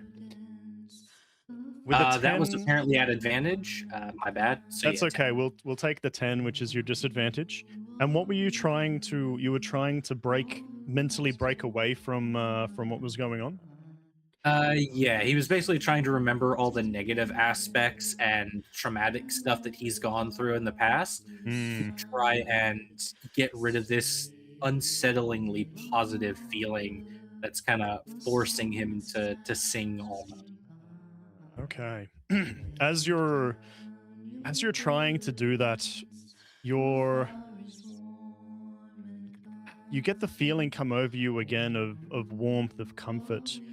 And the flame in the center of the festival pulses again, and a voice comes out. Why struggle? You were cold when you came to me. You were tired. I took that away. Is that not kindness? I do not cage. They stay because they wish to, as you will. If I go out, they will remember the dark. And the voice kind of just dies off with a crackle of flame as the fire is just pulsing. The volume of all of the singers around you starts to get louder. Sun. Yep. What are you doing? So this is a ambient voice calling out to all of us who are resisting.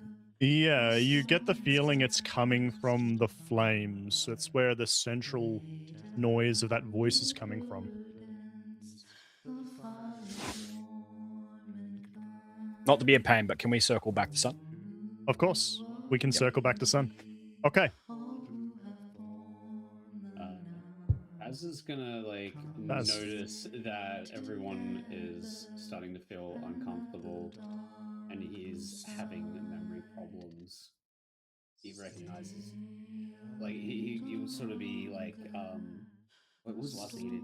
He walked past Storm and made the comment about using the knife to do the test instead of the flame. And would have watched as Storm put his hand in the fire. And as he's thought about the song and realized that it's just a memory, or it feels like a memory, he's walked towards Talanor, and he's going to pick up a knife off the table and give it to Talanor and say, "Cut me," and hold his arm out. Okay. Now, cut my arm. Talanor, what are you doing? Are you complying? Are you going to cut Dr. Fazir? Can I take this moment from Sun? Yeah. Sun is going to use basically one of his leadership actions, decisive command. So, talking to Talanor, like with Faz, and just basically encouraging Faz's idea to cut him. Sun is just going to command, do as the doctor says. Okay, giving him a decisive command. You're not going to need to roll to hit. Are you going to take the blade and cut Faz, Talanor? Basically snapping out of the daze for just a brief enough moment to hear the command from his cousin. Talanor doesn't question it. If his cousin is telling him to do something, he's going to trust his cousin, and not knowing what's going on, he's just going to slice into Faz. Okay. Roll for me a D4 plus. What is your dexterity modifier? No, this is Talanor's. I have a 2 in speed. Great, sorry, speed. A D4 plus 2 to see how much damage you do to Faz.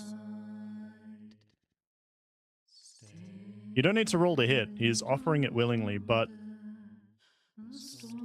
okay. He shallow cut, 3 points of damage to Faz. It stings. However, the pain isn't as sharp as it normally would. It's almost as if you feel like the pain and the shock is getting drawn from you, and the fire pulses with it, and the pain dims. You get more of a sense of comfort as you get hurt. Can I roll deduction on this to see if can I roll medicine? Because I know that's not what it should feel like. Yeah, roll for me a medicine test. I know it should hurt more.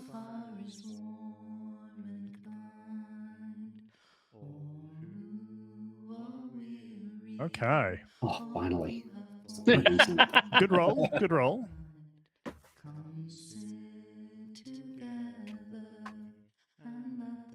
You realize that it feels like something is taking away the pain. The wound is real, the blood is real, but it feels like that emotion's being drawn from you and being replaced by comfort. So as like the blade cuts through, like he winces and goes, ah. And then as Talanor's son and myself are looking at my arm, I look up at them and I say, the pain, it feels like I'm on opiates. I feel a dullness. This is wrong.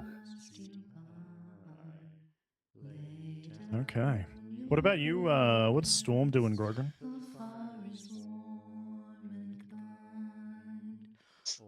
I don't know what to do at the moment.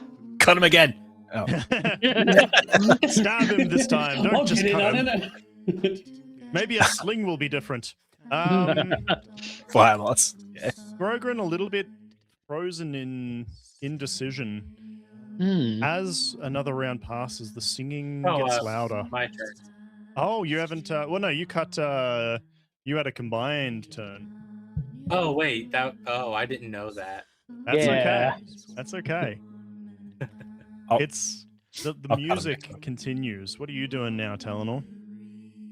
Talanor is realizing that his head is in a daze and all that kind of stuff.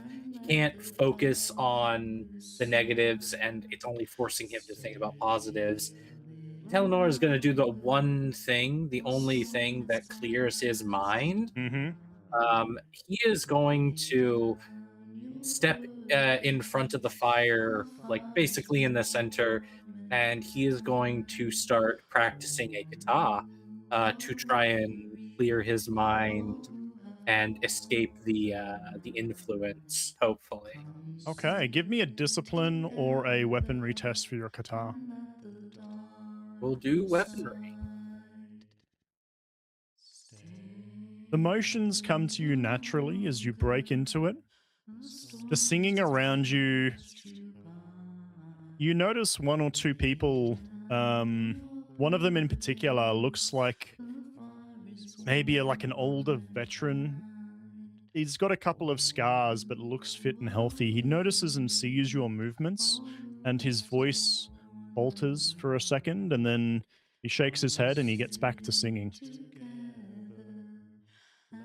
But yeah, you at this stage, I would say that we'll take this as the top of round 3 now. You've all got your wits around you. You understand that something's not quite right. You've shaken off this compulsion. What are you going to do? We're gonna go back from. Why don't we start with who actually wants to go first? And you guys can take whatever order and initiative you want. I'm just going in a circle because it makes it easier for me to track rounds because we're not in a technical combat for me to track it that way. But yeah.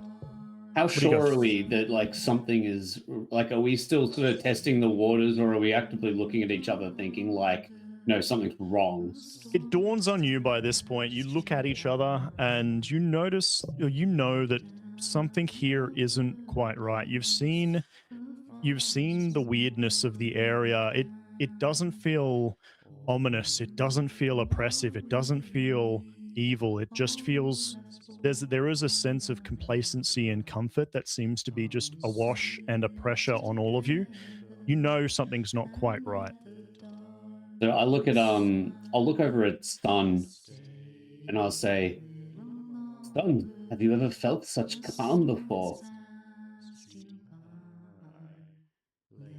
Oh, he died. Sun died. Oh, Sun he's feels so calm. Sun so feels calm. so much calm. He starts to fall asleep on his feet, getting lulled by the lullaby that is He's being ascended. sung. He starts to glow, and then he floats into the flame, never to be seen again. He becomes Roll one with the credits. fire. He is at so much balance. He becomes the sun. We'll get him to come back. So why don't you direct that towards one of the other characters, and then we'll tie him back in when he's back. It kind of needed to be Sun for what Okay. I want to happen. Well, we can put a hold on that. And do we want to bounce up to Grogrin and Talanor? What are you thinking? Talanor? Storm and The Talanor. time I is said Grogrin and Talanor. probably already passed for it. But with practice kata, it states, additionally, if you aren't surprised when a combat, conversation, or endeavor scene begins, you can enter a vigilant stance at the beginning of that scene, no action required. I'm fine for you to be in vigilant stance as part of the kata. Okay. I will use practice kata's, not practice kata, vigilant stance's free action to enter flame stance, as flame stance gives me advantage on intimidation checks. Okay. Seeing that all these people are singing and if I remember correctly, someone mentioned that they have to keep singing or it'll go out. I think the flame. Eleanor is going to try and startle everyone else out of their daze as well. Everyone singing, by intimidating them with his kata to try and snap them out of their daze. Okay. EliDownUnder makes a great point in the Twitch chat. Are you sure you want to use flame stance around a fire? You might start making it stronger. Yeah, sure. No, I'm kidding. That doesn't have a mechanical effect in your negative. Look, roll for me gotta fight fire either. with fire. Roll for me a leadership test, or roll for me. I'm using intimidation to basically Okay. startle them. Yeah, give me an Flame intimidation stance test. So hopefully this advantage actually helps. Let's go! Oh. Okay. What did you get there, my friend? Natural 20 as Talanor begins doing his full-on flame stance kata, his feet stamping in the ground, creating loud, shuddering thumps, his sword swinging through the air, whistling, fire crackling behind him as he's basically shouting for everyone to snap out of it, get your senses straight. This isn't right. He's basically trying to scare them with his intimidating, martial prowess. Okay. So.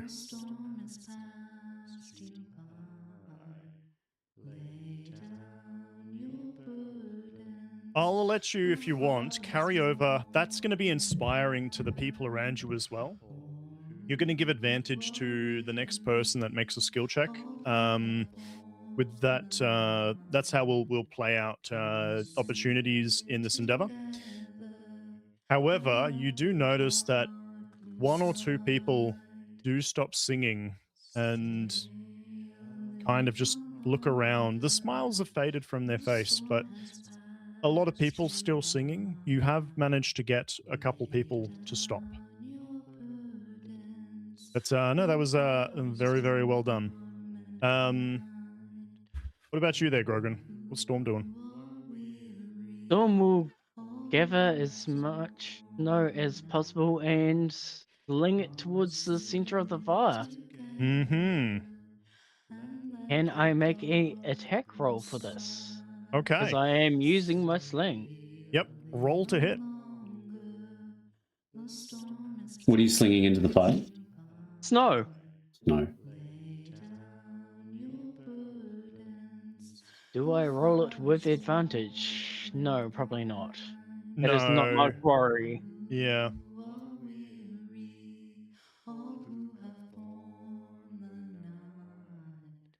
Okay, that'll hit. So you make yourself a snowball, you fling it into the fire, and you notice that the flame flares up briefly, and it kind of starts to dim down.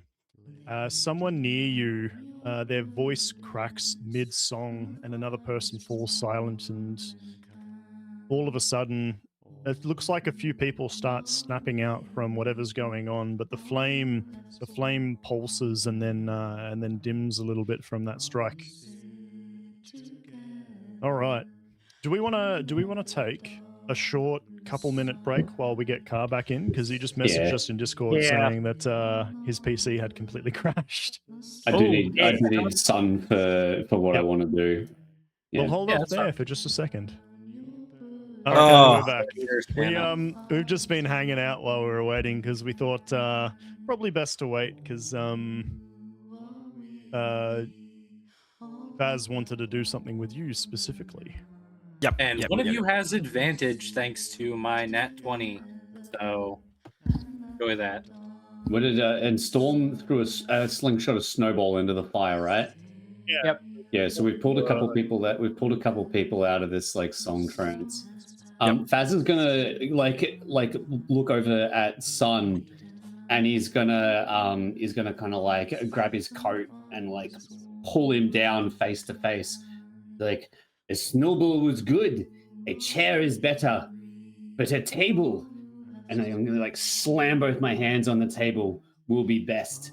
And I'm going to gesture to Sun to flip the table into the fire and just disturb everything. Okay. Okay. What are you doing, son?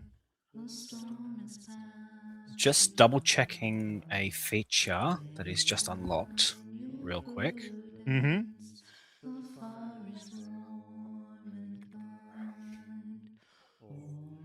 Dun-dun-dun. It is. It's a free action. Nice. We like those free actions. We're surrounded by spheres, aren't we? Yeah. There's the light here is mostly coming from the fire, but in the streets there are sphere lanterns. There's not any spheres immediately around you. Okay. The sun is gonna, for the first time, like actively, like take a deep breath. What did I say, sun? Yep, sun. Deep breath, breathing in some stormlight. You have pouches on you, yeah. Yep. So he's going to start giving off this ambient glow, which is going to be used to enhance his strength.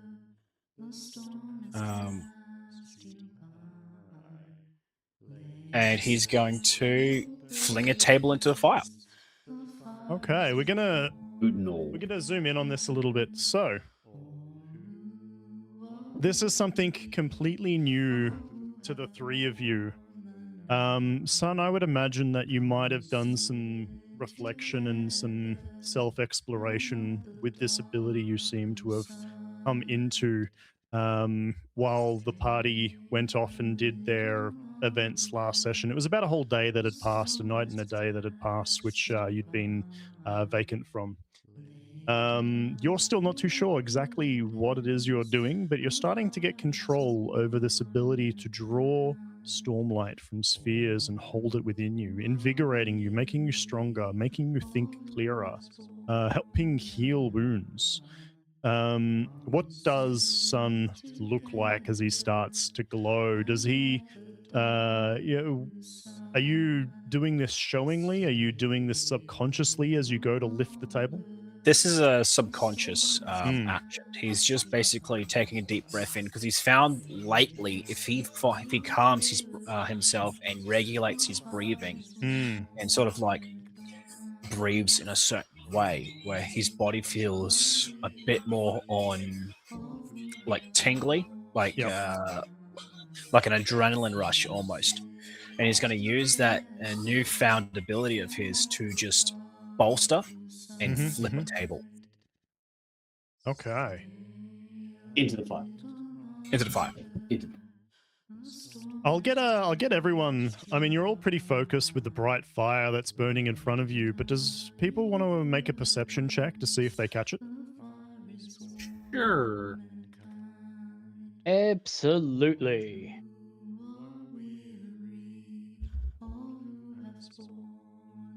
Okay, Storm, you don't quite notice it. You're probably too fixated on the fire. But Talanor and Faz, you do catch the side of his skin starting to glow with stormlight as you go and pick up that table. Now, reading through Kaar, reading through Enhance, you get a +1 to your strength and speed. So roll for me an athletics test to see how you flip this table. Yep. Did you say someone had an advantage from a snowball? Yeah, true. Actually, no, someone had advantage because Talanor rolled a natural 20 on his skill test. So you can, did we have that? No, we didn't have that advantage on the snowball. So you can use an advantage on your athletics here. Does everyone mind if I do that? Go ahead. Talanor. Go for it. Give us a flip. Damn. I think with an 11, like this is which table? Are you trying to flip one of the buffet tables, or are you trying to flip one of the diners tables? It would have been one of the closer to the fire, so it would have been one of the diners tables. Yeah, so it's not too heavily laden down with food and bottles of liquid and all that. I think that's enough for you to throw it in to the flames. The table flings and flies through the air. People's plates and people's goblets fling off in all directions, some going straight into the fire itself, others hitting the snow or crashing into people. And it collides with the flames. The flames flicker and the flames start to lick over the wood, but it's not catching a light like a table would you would expect the table to.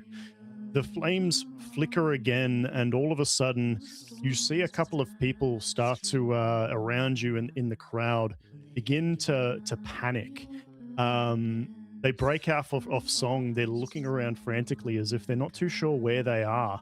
They look confused, and the temperature starts to drop. It's no longer so much warmth coming from the flames. The feeling of calm and comfort is starting to have a chill seep in.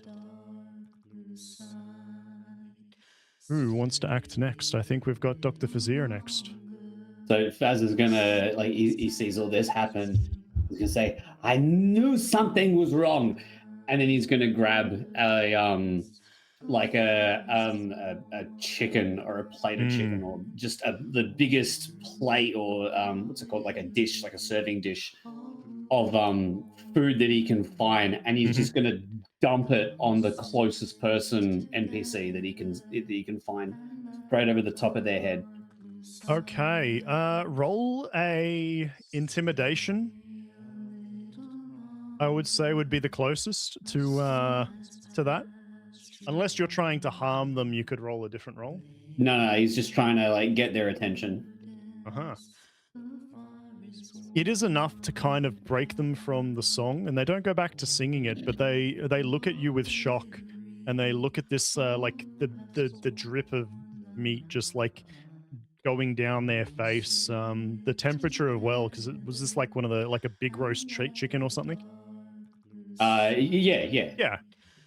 It snaps them out of the song, and then they start looking around, and confusion and panic starts to well up in them. As you manage to break another one of the revelers from their song. So I'm gonna grab them and by the shoulders and shake them and say, "What is your name? Where do you live?"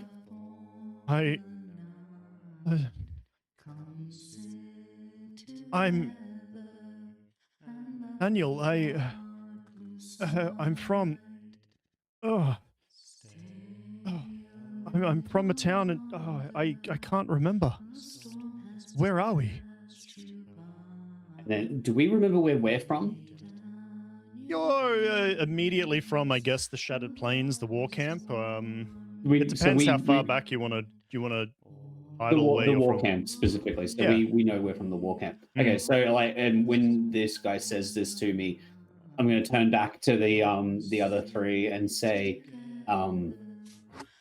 he said he's from a town. We're from the camps. Keep it up. Distract more of them. Pull them out. And then try to gesture to everyone to like snap everyone out of it, cause chaos, do as much damage as you can. Okay. So, with that last person getting snapped out of their revelry. Hold on, I've got to quickly jump over to this tab. Let me see what happens. All right. So, with that last person being snapped out of the revelry, the voice from the flame picks up again and says, "I keep them warm." And it feels like it is kind of shaking, not violently, but fearfully.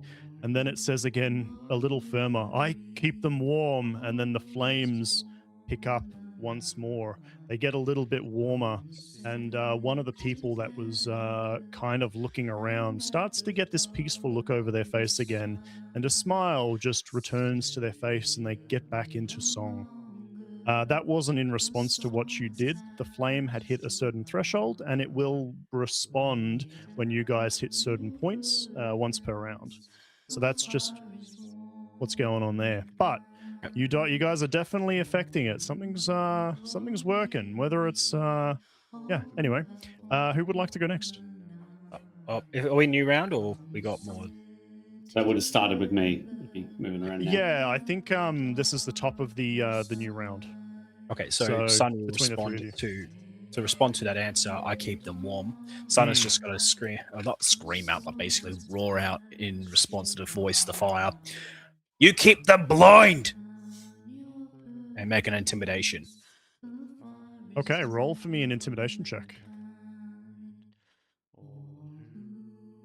Oh, come on!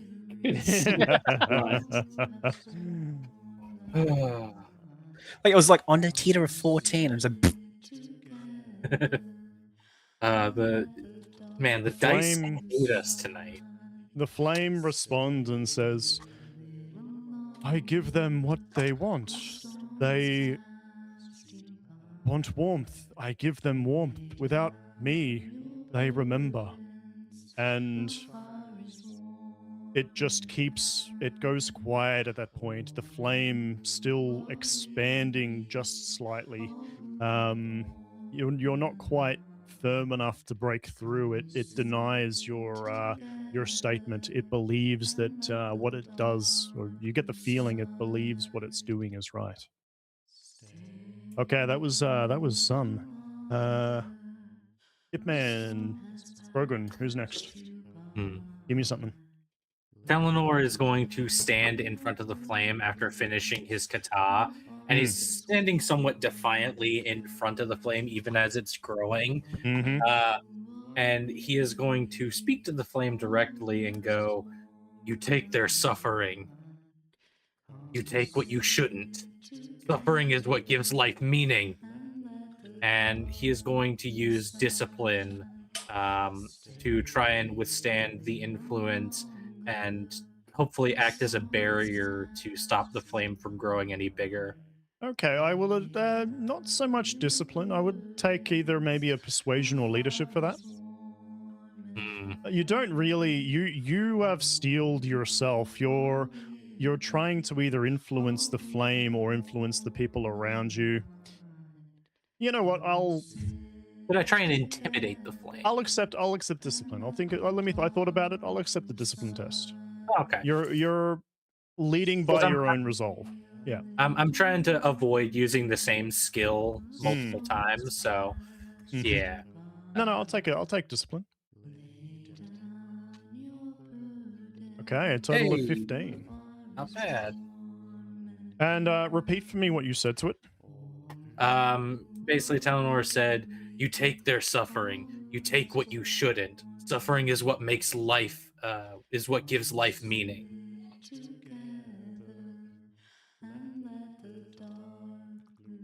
I'm trying not to. I'm trying not to steal Dalinor's lines, if you know what I mean. Yeah. No, I like it. No, it looks at you and, well, it doesn't look at you. It's a fire, but you feel its attention get drawn towards you, and it responds saying, "This feels right. I take away what they don't want. That is right." And the voice quivers a little bit, and you feel it's quite kind of reaching out and questioning. With that, the song does start to dull a little bit. A few people kind of like lose tempo. Their voice cracks and they break out of song, and the flame seems to be receding. Grogrin, what's Storm doing? Storm will move up and stand beside Talanor and speak out to the flame. You take away sadness, grief. These things give you purpose. For without them, there is no warmth, there is no light. What would you like me to roll? Roll for me persuasion, leadership. One of those two, I think, feels fitting for that. Unless you can argue another skill. Let's go, Storm!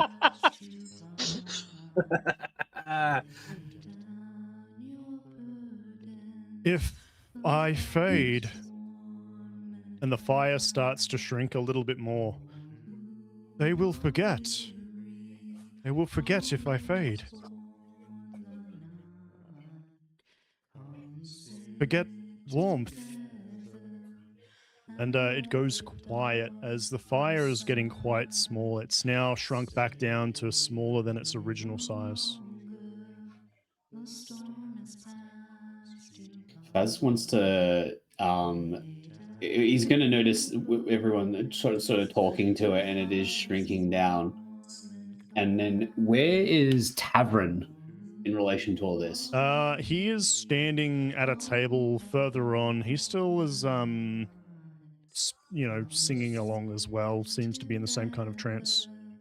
Faz is going to run over to Tavern, grab his lantern staff, and smash it against the ground. Okay. In front of him. Roll for me anything that you want to focus on as part of this movement. If you're doing this to affect people around you, it could be a presence-based skill check. If you're just doing this, it's something you can achieve. Tell me how you want it to affect things, and roll that relevant check. Or tell me. Was Tavern holding on to the staff? Was he like? No. The staff is leaning up against his chair. Okay, well, I mean, I suppose, like, I imagine Faz is kind of like scaling tables to get over to the staff, so I'll roll an agility. Yeah, roll me an agility, yeah, to get through the crowd.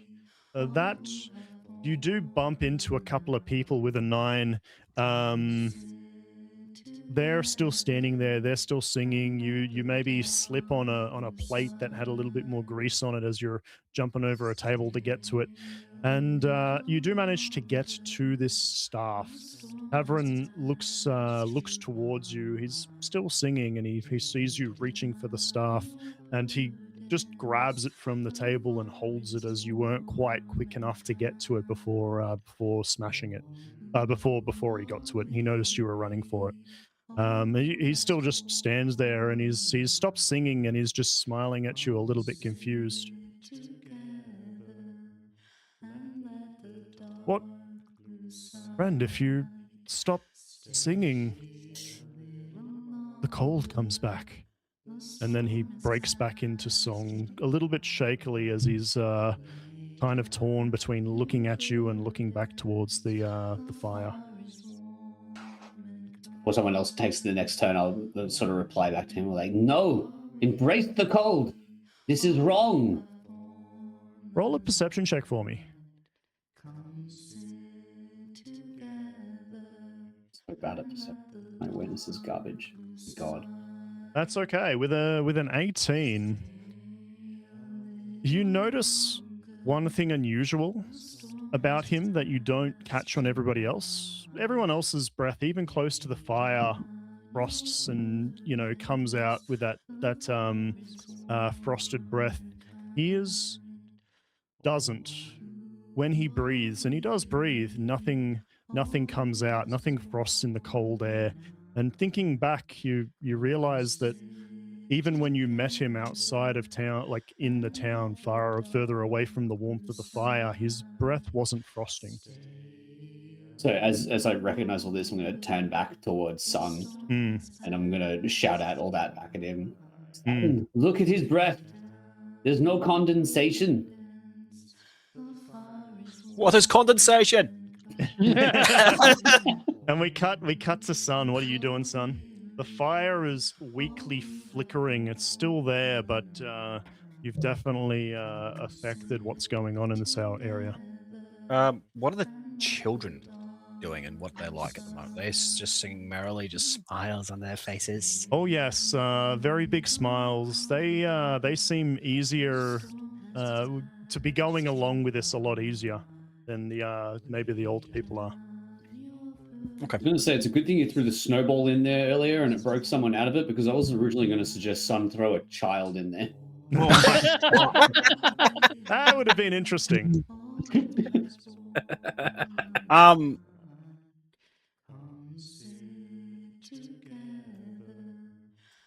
Oh, yeah. I choose violence. Oh, So Okay. Son is going to walk up to what's the lantern Kevlar. Tavern. tavern, and he's going to try and knock some sense into him Mm-hmm. and tell him this is wrong. And he's going to strike him just Roll with to a hit. fist. Here we go. Unarmed.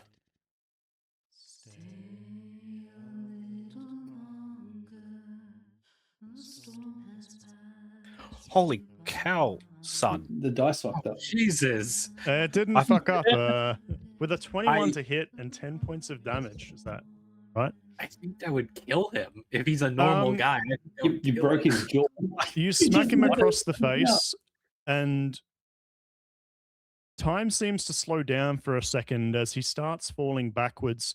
He crashes into the table, and with the impact of the table, of hitting the table, his body seems to collapse into embers as they spray across the table and the floor as he hits it. It's like glass shattering, but instead of the glass being spread out, embers just fly through the air and fly across the table and just vanish.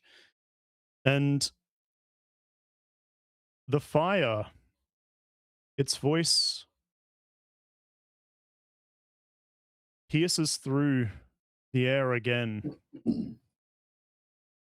It sputters once again, not violently, but it looks fearful, like it's fearfully spluttering. You see around people are snapping out of this song. The general feeling you get is just confusion washing over them. People look confused. Cold begins to snap back in and seep through the air into your bones. The fire pulses one last time, and you hear the words, "I kept them warm." The flames gutter, collapsing inwards, and then go out. Lanterns dim, decorations around you sag. Suddenly, just cloth and wire. The village looks small around you. People blink. They begin shivering. Some cry, not in despair, but in mourning. You hear someone nearby whisper, It's over." The cold sharpens. Snow becomes ash. The fire pit snaps back into place. And you hear a familiar voice, distant. "Ah, yes. That one always hurts. You chose the cold." The war campfire burns low in front of you. You see the storyteller standing with his hands clasped behind his back, unusually still, as the world around you shifts back to the war camp that you're familiar with. You know, most people think heroes are the ones who bring the fire. Very dramatic, lots of fighting, singing if you're unlucky. But every so often, the world needs someone to put the fire out. He glances at the embers. Warmth is easy. Anyone can accept it. You chose the harder thing. You chose tomorrow over tonight.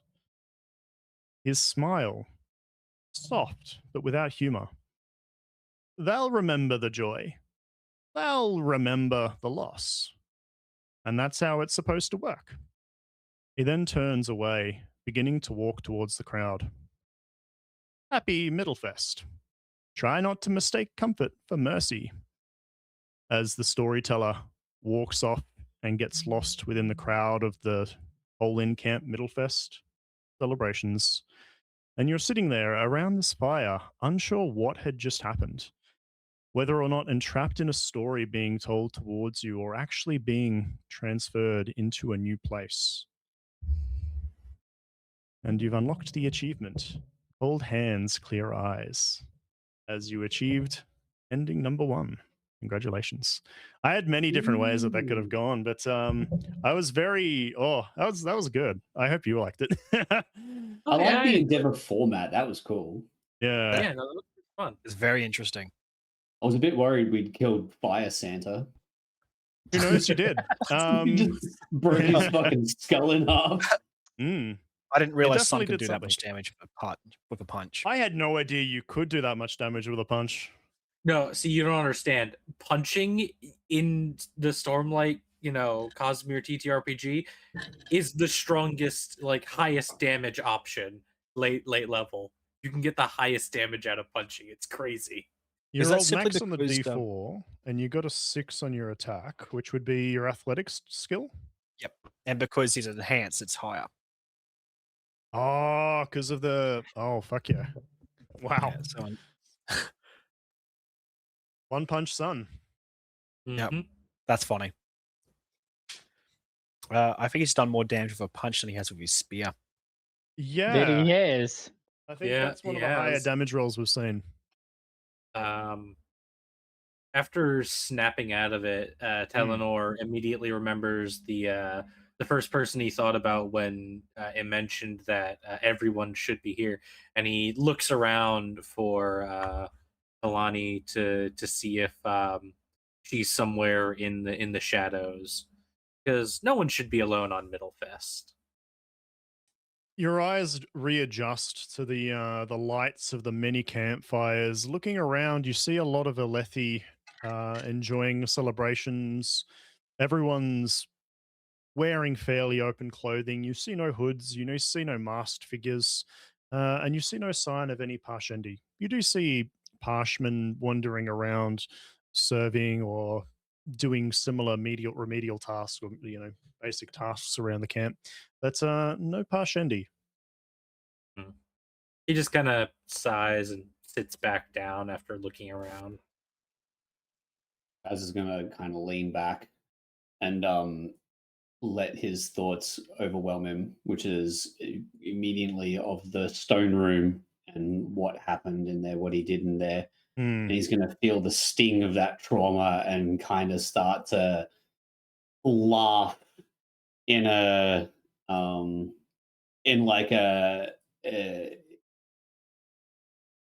feel good pain kind of way, like a oh, and then look down at his arm. Is there a wound on his arm from where he was cut? I'm going to say yes. You've got a cut in your arm. It's still weeping Ooh. blood. However, you're sitting in the same spot as you were when the storyteller approached. And he'll kind of laugh at it and then gently touch at it and feel the sting of it, and that's just as real as his thoughts. And he'll kind of come to and feel good that, okay, this is normal, this is reality again, but then gesture to the rest of the group and say, what happened to us? And then show his arm and how there's an actual cut across it. Sun's just gonna go, I thought it was you, that you put something in my food. Not on this merry eve. Not the fire moss again. God damn it. It's like, you can only get me twice. Not that sort of party.